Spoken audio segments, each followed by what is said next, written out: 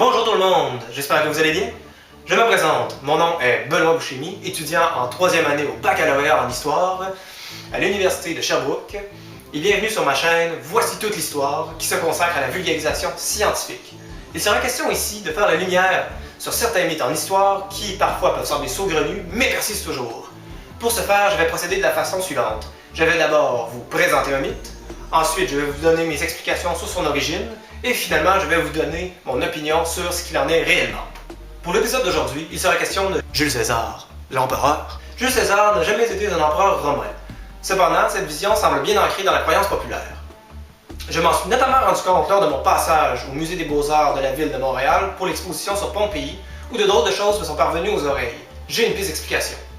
Tout d'abord, César est souvent représenté comme un empereur romain, ce qui n'est pas faux en soi, puisqu'il aime bien se pavaner avec sa couronne de laurier et sa capuche, ce qui ne manque pas d'ailleurs d'en agacer plus d'un. Voici quelques exemples. Ici par la peinture L'assassinat de Jules César par Karl Theodor von Piloty de 1867. Ici, dans le tableau, Vercingétorix dépose les armes aux pieds de Jules César à l'issue du siège d'Alésia par Lionel Royer en 1899, ou simplement encore dans cette statue. Mais il y a encore plus. Dans le monde francophone, une bande dessinée est très populaire, mais contient certaines erreurs et anachronismes. J'ai nommé Astérix. C'est notamment le cas dans le film La surprise de César, sorti en 1985. Notamment où on peut voir sur cette scène César se faire appeler au César empereur immortel à 4 minutes 18 secondes, et où on montre la cape de l'Empire à 5 minutes 51 du film. Il va sans dire que Rome n'exerçait pas un contrôle aussi vaste à l'époque de César. Chose curieuse, le film est basé sur deux bandes dessinées, Astérix Légionnaire et Astérix Gladiateur, mais dans aucune de ces deux BD, on ne fait mention du mot empereur, et on mentionne même que César est dictateur dans Astérix Gladiateur. Il s'agit donc de drôles de choix lors de l'adaptation. Mais qu'en est-il donc réellement dans ce cas? Pour donner mes explications, je vais me baser ici sur l'ouvrage de Marcel Bordet, Précis d'histoire romaine, mais sachez que plusieurs autres ouvrages de synthèse de l'histoire romaine peuvent être tout aussi efficaces.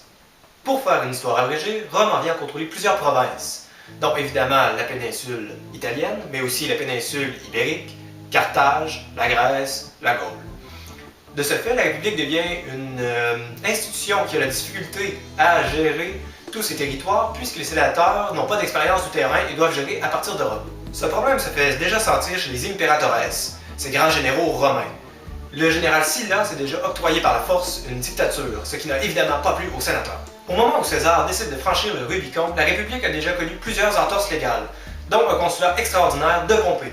La victoire de César lui donnera des pouvoirs exceptionnels. Il aura la dictature, qui lui sera accordée à vie de façon ironique peu avant son assassinat.